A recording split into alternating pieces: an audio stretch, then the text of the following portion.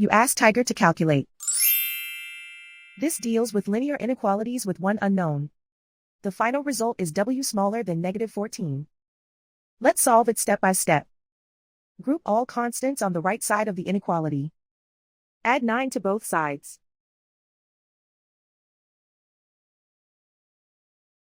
Simplify the arithmetic.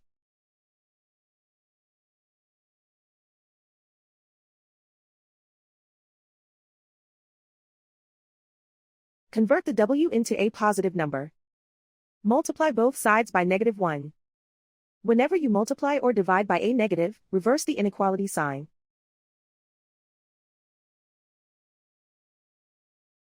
Remove the ones.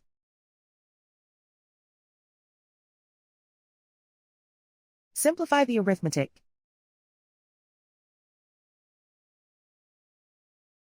Plot the solution on a coordinate grid.